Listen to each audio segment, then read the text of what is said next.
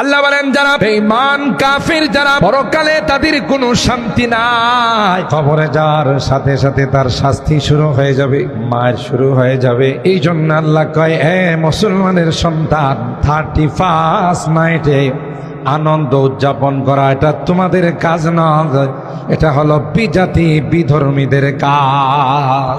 এরা বিভিন্ন উৎসবে নিজেরা আনন্দ ফুর্তি করে, কথা বলেন ঠিক কিনা?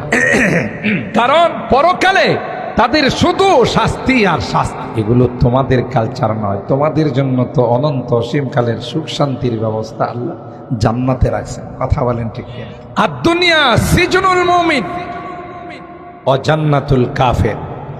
দুনিয়াটা তো ইমানদারদের জন্য একটা জেলখানা, কয়েদখানা। এখানে সুখ শান্তির জন্য ইমানদার আসে নাই। এরা এখানে আনন্দ ফুর্তি করবে, আমোদ ফুর্তি করবে, আর পরকালে তাদের শুধু শাস্তি আর শাস্তি। ঠিক না বেঠিক?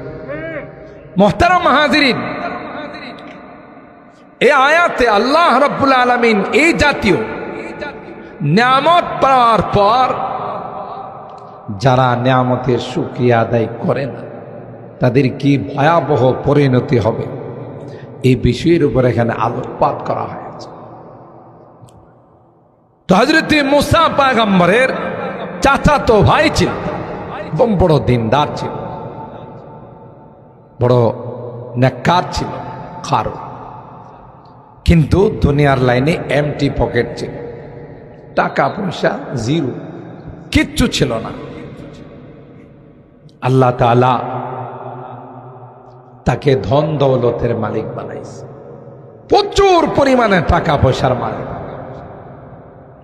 কোরআনে আল্লাহ বলতেছেন লাতানু বিল উসবাতি উলিল কুওয়া। এত পরিমাণের অর্থ সম্পদের মালিক ছিল কারণ তার গোডাউনের চাবি বহন করার জন্য হাজার হাজার উটের দরকার। আল্লাহু আকবার বলে।